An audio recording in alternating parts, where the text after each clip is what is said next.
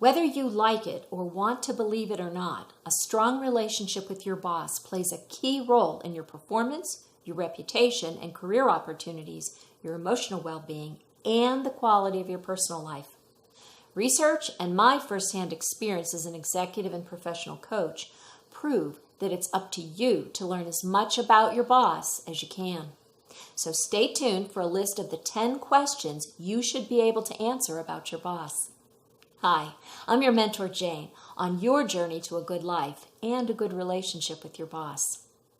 You know, knowledge is power, and knowing the answers to these questions will help you build a strong relationship with your boss and succeed in your career. So let's get started and dive into the first question.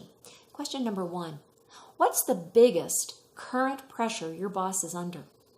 Knowing what keeps him up at night helps you figure out where you should be putting your energy. Now here's question number 2. What are your boss's primary strengths? Because we tend to value what we're good at, you'll get clues for where she's expecting the best results from you. Now here's question number 3. Where is your boss weak? Now, I knew that one of my bosses a while ago dreaded confrontation. So I did my best to avoid talking about or bringing interpersonal conflicts to him. He appreciated being saved the stress, so he appreciated me. Question number 4. What hot buttons are going to set your boss off? If she's detail-oriented, you know to pay special attention to errors or sloppy work. Pay attention to the boss's calendar and figure out if there's certain days or people that are extra irritating.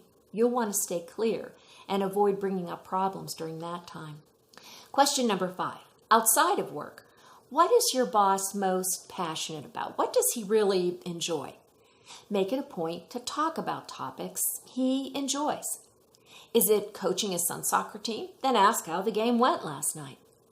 This is an opportunity to help your boss relax for a few minutes in the midst of a pressure-filled day, giving him a chance to think about something he loves.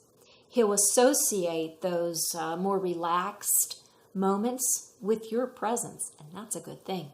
Question number 6. What does your boss expect from you when there's a problem?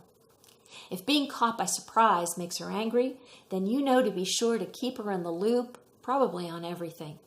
But if she's like my former boss, it irritated him to be burdened by the small stuff. And when I did, I think it kind of worried him that I was too needy or weak, not able to solve things on my own. Before I finish the list, I want to make sure I make one point, that how we see people determines how we treat people. Do you see your boss as your ally, someone who's helping you achieve what you really want in life and in your career? If you do, then I urge you to take the time to watch to the end of this video and consider the answers to these questions. And if you want to learn more about changing your mindset on how you see and respond to your boss and other people, then check out this video.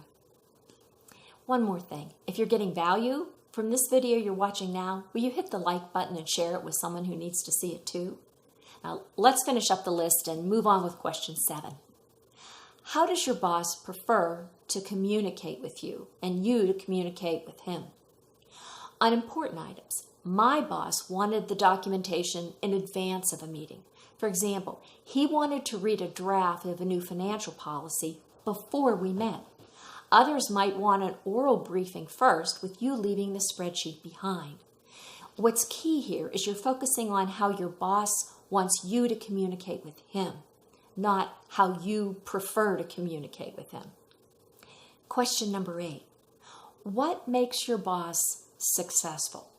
In other words, what do the leaders above her appreciate and respect about her? These are the areas you want to support so she continues to find favor above. If your boss sees you as helping her succeed and to look good in her boss's eyes, she's more likely to help you succeed too. Now, question number 9. Everyone has one. So what's your boss's blind spot?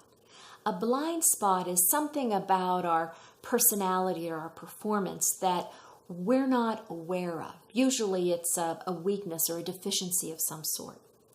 Your boss's blind spot can sabotage his impact and bring you down with him. There's a proverb that says, wounds from a sincere friend are better than many kisses from an enemy. If you care about your boss, you'll need to be willing to be honest with him. Where's the unrest in the department?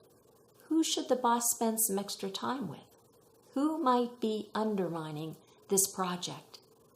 Now, some of you might be thinking, this sounds like spying. And I'll be honest with you, there is a fine line between loyalty to your boss and minding your own business. But if something was going on that I thought would undermine my boss, I found a way and took the chance to keep him informed.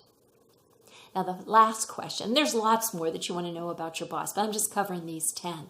Question number 10. What's the best way to praise and appreciate your boss? It's a fact that the higher up you go, the more complaints and criticisms she'll hear, and the less genuine acknowledgement and appreciation she'll receive. Now, let me make it clear. This is not sucking up. It's about being sincere and giving back to the one who's working really hard, doing the best she can. Pausing, looking at her in the eye, in a team meeting, privately, or, with an occasional gift. Saying thank you or complimenting your boss for the way she stood up for the team is life-giving. So there we have it. 10 questions to ask yourself about your boss. How many of them do you think you really know the answer to? Building a strong relationship with your boss doesn't just happen. It takes conscious and intentional effort on both of your parts. But you can't control the effort your boss will make. You can control your own. So how do you find the answers to these 10 questions? Well, think about some of the high and low moments when you've been interacting with your boss, or how you've observed her react and interact with others.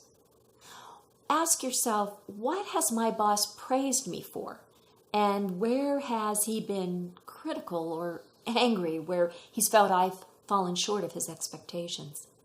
Rather than feeling defensive about it, ask yourself, so what does that tell me about what's important to my boss? If you're new on the job and you know your boss very well or don't have much time interacting up to this point, ask some of your coworkers these questions. Of course, you could always be direct and simply say to your boss, I'd really like to have a good relationship with you. So there's a few things I'd like to know. Let's grab lunch. For more help on building right relationships, check out these videos. And in the meantime, thank you for watching. I hope you'll call me my mentor, Jane.